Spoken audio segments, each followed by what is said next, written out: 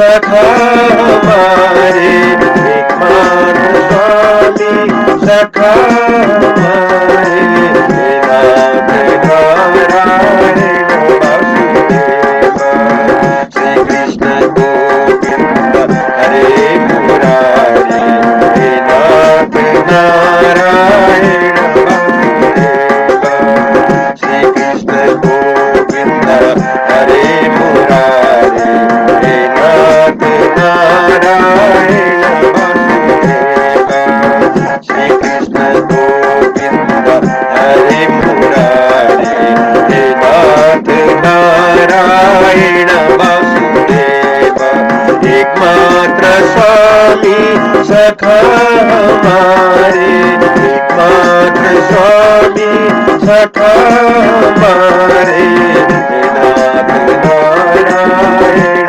वासुदेव श्री कृष्ण गोविंद हरे मुरारी हे नाथ नारायण वासुदेव श्री कृष्ण गोविंद हरे मुरारी हे नाथ नारायण वासुदेव श्री कृष्ण गोविंद हरे मुरारी हे नाथ नारायण वासुदेव श्री कृष्ण गोविंद हरे मुरारी हे नाथ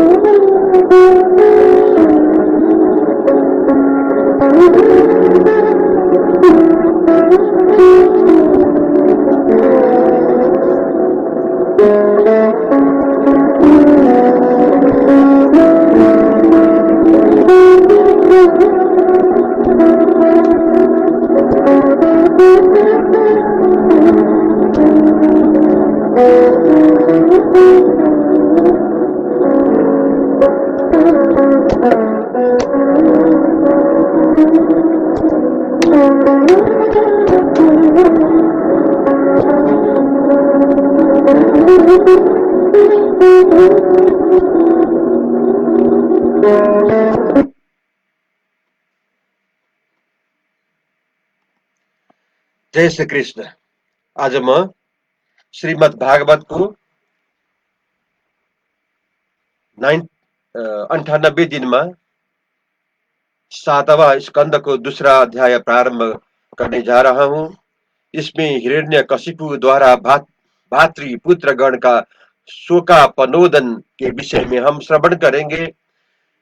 भ्राता दुर्जन के हाथे दैत्य कुपित हुई आए, कोपी विष्णु व्याकुल किए, यही द्वितीय अध्याय। जय श्री कृष्ण। नारद जी बोले, हे राजन, 12 रूपधारी हरि भगवान ने जब हिरण्याक्ष को मार डाला, हिरण्यकशिपु रोष के मारे और सोच से दुखी होकर सभासदों में बोला, हे दानवों, यद्यपि विष्णु भगवान सबको समान मानते हैं, तथापि मेरे क्षुद्र शत्रु देवताओं ने उनको भाव भक्ति करके अपना सहायक बनाया। तब उस विष्णु ने महा अधम शुकर का रूप धारण कर कपट से मेरे प्यारे भाई हिरण्याक्ष को मारकर मुझ में बैर किया। सो जब तक मैं उसके गले को त्रिशूल से काटकर उसके बहुत से रुधिर को लेकर अपने रुधिर प्रिय भाई को तर्पण कर तृप्त न कर लूंगा, तब तक मेरे मन की व्यथा दूर नहीं होगी। महाछलिया विष्णु के नाश हो जाने पर वे देवता आप ही नाश हो जाएंगे, क्योंकि इन देवताओं का जीवन मूल विष्णु ही है। जब तक मैं विष्णु को मारने का यत्न करूं, तब तक तुम लोग, जिसमें ब्राह्मण क्षेत्रीय बहुत बढ़ गए हैं, ऐसे पृथ्वी पर जाकर तप, यज्ञ, वेदाध्ययन, व्रत, दान करने वाले ब्राह्मणों का नाश करो, क्योंकि द्विजों की क्रिया ही विष्णु की जड़ है। इसमें कारण यह है कि यज्ञ रूप और धर्म रूप वही है, और देवता, ऋषि, पितृ, भूत और धर्म का बड़ा आश्रय विष्णु ही है। इस प्रकार अपने स्वामी की आज्ञा को सिर पर धारण करके दैत्यगण प्रजा का विनाश करने लगे। नगर, गांव, गौशाला, उपवन, खेत, बगीचे, वन, ऋषियों के स्थान, रत्न आदि उपजने के स्थान, किसानों के स्थान, पहाड़ों, गांव, अहिरों के रहने के स्थान और राजधानी, इन सब स्थानों को वे राक्षस भस्म करने लगे। इस प्रकार उस हिरण्यकशिपु के अनुचरों ने जब संसार में उपद्रव मचाया, तब देवता लोग यज्ञ भाग न मिलने से स्वर्ग को त्याग पृथ्वी पर छिपकर विचरने लगे। हिरण्यकशिपु अपने भाई हिरण्याक्ष के मरने से दुखित हो उसको प्रेत कर्म करके तिलांजलि दे अपने भाई की स्त्री और पुत्रों को समझाने लगा, हे मौजाई तथा पुत्रों, तुमको उस वीर हिरण्याक्ष के मरने का शोक नहीं करना चाहिए, क्योंकि शत्रु के सन्मुख शूरवीरों का मरना सराहना करने योग्य और इप्सित होता है। प्राणियों का इस संसार में इकट्ठा हो जाना अपने अपने पूर्व जन्मार्जित कर्मों से ऐसे होता है, जैसे प्याऊ पर जल पीने को प्राणी एकत्र हो जाते हैं, फिर जल पी पी कर अपने अपने रास्ते चले जाते हैं।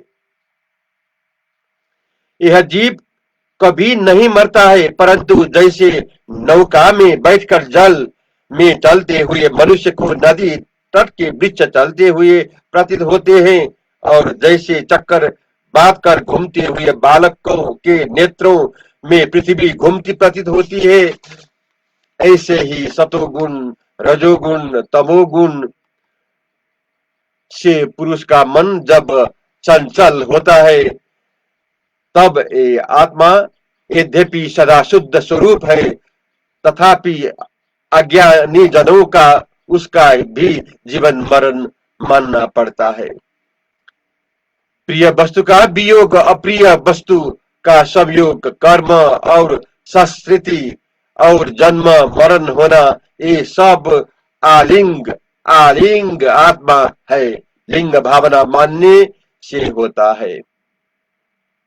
जब जन्म मरण, अनेक प्रकार का शोक और अज्ञान, चिंता और अपने स्वरूप की स्मृति, ये सब देह के अभिमान की मान ही के विकार है। देखो, उसी नर देश में सुयज्ञ नाम एक प्रसिद्ध राजा हुआ था। उसको युद्ध में शत्रुओं ने मारा डाला। तब उसको उसके संबंधी जन उसके समीप आकर इकट्ठे हो गए और विलाप करने लगे। राजा को देखकर उसकी रानियां दुखित होकर, हे नाथ, हम सब मर गई, ऐसे कहकर बारंबार दोनों हाथों से अपनी जंघा और छाती को पीटती उसके चरणों में गिर पड़ी। हे नाथ, आप बिना हम सब कैसे जीवेगा और जीकर क्या करेगी? इसलिए हम सबको भी अपने संग चलने की आज्ञा दो। रानियां इस प्रकार रो रो कर विलाप कर रही थी और दाह क्रिया नहीं करने देती थी। तब तक इतने में सूर्य अस्त हो गया। इस समय श्री यमराज यमराज जी बालक का रूप धारण करके आप ही वहां आए और उन लोगों से कहने लगे, ये बड़ा आश्चर्य है कि ये मनुष्य अवस्था में मुझसे बड़े हैं और संसार में जन्म मरण आदि लोक विधि को देखते हैं, तो भी इन लोगों का इतना बड़ा भारी मोह क्यों हो रहा है? क्योंकि यह मनुष्य जहां से आया था वहीं चला गया और अपने को भी इसी प्रकार एक दिन मरना है। फिर ऐसे जानकर के भी तुम ये शोक करते हो, सो व्यर्थ है। देखो, माता पिता ने हमको इस बाल्यावस्था में अकेला भी छोड़ दिया है, तो भी हम कुछ भी चिंता नहीं करते और हमारा कोई रक्षक नहीं होने पर भी हमको भेड़िया आदि भी कोई जीव नहीं खाता है। इससे बात का हमको निश्चय है कि जिसने गर्भ से हमारी रक्षा की, वही सब ठौर करने वाला है। हे श्रीयों, जो परमेश्वर अपनी इच्छा से इस जगत को रचता है और जो इस जगत का पालन और संहार करता है, उसी परमेश्वर का यह स्थावर जंगात्मक सब जगत खिलौना है। देखो, एक व्याध व्याध वन में जाकर जाल बिठाकर जहां तहां पंछियों को लुभाता हुआ विचर रहा था। वहां एक कुलिंग पंछी का जोड़ा उड़ता हुआ देख पड़ा। उन दोनों में से कुलिंगिनी को उस लुब्धक ने शीघ्र ही लुभाया लिया। काल के बस में हो गए हो वह कुलिंगिनी उसके जाल में फंस गई। उसे फंसी भई देखकर वह कुलिंगिनी अत्यंत व्याकुल हुआ तथा उसको छुटाने में असमर्थ होने के कारण कष्ट पाती हुई अपनी दीन श्री को देखकर स्नेह से वह बेचारा कुलिंग उसके लिए महाशोक करता हुआ बोला, विधाता बड़ा निर्दयी है। अब आधे शरीर वाले मुझ दीन रंडुए को भी ईश्वर इस दुख से शीघ्र उठा ले, क्योंकि श्री के बिना शून्य आयु वाले मेरे जीने से क्या होगा। जिन बच्चों के अपने पंख तक नहीं जमे हैं, उनको मैं कैसे पालूंगा।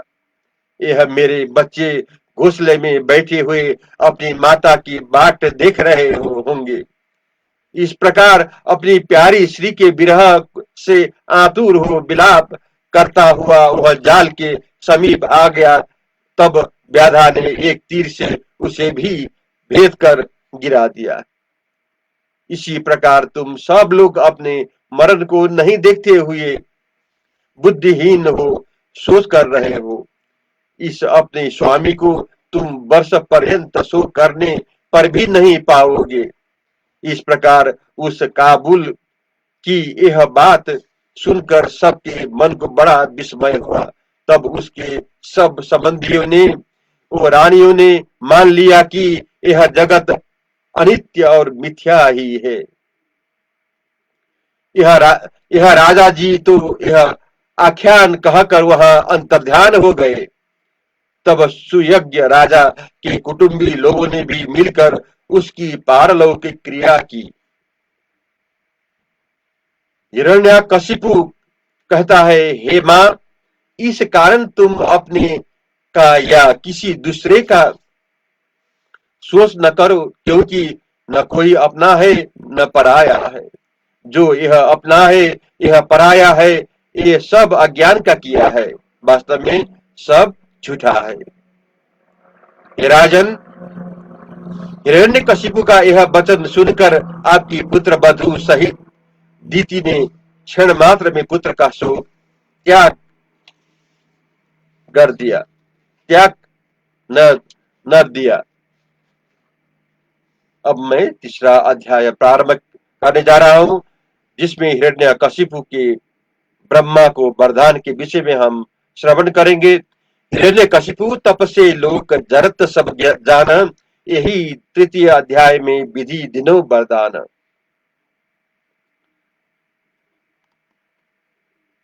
नारद जी बोले, हे राजन, हिरण्यकशिपु ने अजय अजर अमर शत्रु रहित और चक्रवर्ती राजा बनने की इच्छा की, और वह मंदराचल पर्वत को कंदरा में ऊपर को दोनों भुजा उठाकर आकाश की ओर दृष्टि कर पृथ्वी पर एक पांव का अंगूठा टेक कर उसके सहारे से खड़ा होकर परम तप करने लगा। तब सब देवता लोग अपने स्थान पर जाकर सब अपना अपना काम करने लगे। लेकिन तप के प्रभाव से हिरण्यकशिपु के सिर में से धुआं सहित तमोमय अग्नि की प्रचंड ज्वाला प्रकट हुई। उस ज्वाला ऊंची नीची चारों ओर फैलकर तीनों लोगों को तपाने लगी। नदी और समुद्र क्षुभित हो गया। सातों द्वीप और पर्वतों सहित पृथ्वी कंपायमान होने लगी और दसों दिशाएं जलने लगी। तब उस अग्नि को तपायमान होकर देवता लोग स्वर्ग को छोड़कर ब्रह्म लोक में जाकर ब्रह्मा जी से विनय पूर्वक बोले, हे जगतपते, हम लोग हिरण्यकशिपु के तप से संतप्त हो रहे हैं, इस स्वर्ग में नहीं ठहर सकते हैं। इस कारण जो सब लोगों का कल्याण चाहो तो शीघ्र ही तप की शांति करो। इस दैत्य का ये विचार है कि तप योग और समाधि के प्रभाव से कठिन तप करके अपने आत्मा को ब्रह्मा जी के समान प्रतापी बनाऊंगा और काल रूप होकर देवताओं को दैत्य और दैत्यों को देवता बनाऊंगा तथा पाप को पुण्य और पुण्य को पाप ठहराऊंगा और वैकुंठ लोक में नीच लोगों को बसाऊंगा, नरक का नाम ही मेट दूंगा। इससे आप शीघ्र उसके संकल्प को मेट दे। जब देवताओं ने इस प्रकार प्रार्थना की, तब भृगु व दक्ष आदि प्रजापतियों को साथ लेकर ब्रह्मा जी हिरण्यकशिपु के आश्रम में गए। ब्रह्मा जी ने देखा कि दैत्येंद्र को चारों ओर से बाबी घास फूस ने ढक लिया है तथा चींटी और कीड़ों ने उसकी देह को खाकर उससे मिट्टी का ढेर जैसा बना दिया है, जैसे बादल की घटा में सूर्य ढका हो। इसी प्रकार उन बांसों से छिपे हुए और अपने तप से लोगों को तपायमान करते हुए उस मार्तंड समान तेज वाले दैत्य को देख कर अत्यंत विस्मित हो ब्रह्मा जी बोले, हे कश्यप पुत्र, उठो उठो, तुम्हारा कल्याण हो, तुम्हारी तपस्या पूर्ण हुई, तुम इच्छा के अनुसार वर मांगो, जो बड़े बड़े धैर्यवान पुरुषों से होना बहुत कठिन है। ऐसे तुम्हारा उद्योग देखकर हम अति प्रसन्न हुए। तुमने तप पूर्ण निष्ठा करके हमको बस भी कर लिया है, इसी कारण मैं आशीर्वाद देकर तुम्हारा सब मनोरथ पूर्ण करूंगा। ब्रह्मा जी ने इसी बात कहकर हिरण्यकशिपु की ओर देखकर कमंडलू के जल को हाथ में भरकर उसके शरीर पर छिड़क दिया। उस जल के छिड़कते ही उस किस के वाल्मीकि के भीतर से तेज बल सहित जैसे काष्ठ में से अग्नि निकलती है, ऐसे सब अवयवों से संपन्न दृढ़ अंग वाला युवावस्था पुष्ट युक्त वह दैत्य तपते हुए सुवर्ण के समान कांति वाला अग्नि के पुंज के समान उठकर खड़ा हुआ तथा ब्रह्मा जी का दर्शन करके उनकी स्तुति करने लगा। आद्यव कारण रूप विज्ञान स्वरूप प्राण इंद्रिय मन बुद्धि को साधारण करने वाले हे भगवान, आपको मेरा प्रणाम है। आप ही मुख्य प्राण रूप से इस स्थावर जंगमात्मक जगत के नियंता होते हो, इसी से आज प्रजाओं के पति हो, और आप ही चित्त ओ मन इंद्रियों के पति हो तथा आकाश आदि पंच महाभूत और शब्द आदि पंच विषय वासनाओं का उत्पन्न करने वाले भी महत्व के भी कारण आप ही हो। हे वर देने वालों में श्रेष्ठ, मैं आपके यज्ञ वरदान मांगता हूँ कि आपके रचे हुए किसी प्राणी मात्र से मेरी मृत्यु नहीं होए, न भीतर न बाहर, न दिन में न रात में, तथा भूमि न आकाश में, न मनुष्य से न भूत से, बिना प्राणधारी हो प्राणधारी अथवा देवता दैत्य महासर्प इत्यादि के इनमें से कहीं भी किसी से भी मृत्यु न होए, और न युद्ध में मुझसे कोई जीते तथा जगत में मेरा ही एक राज्य हो जाए। जिस प्रकार सब लोकपालों की वह आपकी महिमा है, वैसे ही महिमा मेरी हो, और तप वह योग के प्रभाव वाले पुरुषों की कभी नाश न होने वाली अणिमा आदि सिद्धियां की मुझको प्राप्त होंगे। जय श्री कृष्ण।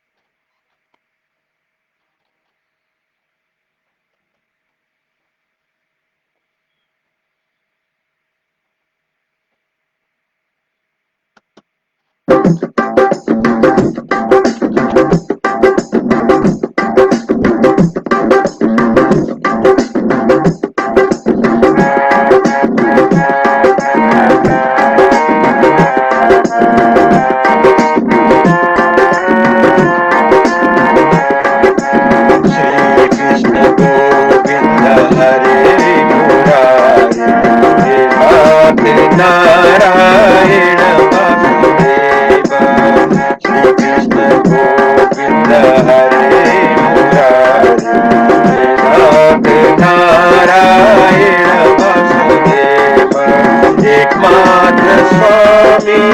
सखा हमारे, एकमात्र स्वामी सखा हमारे।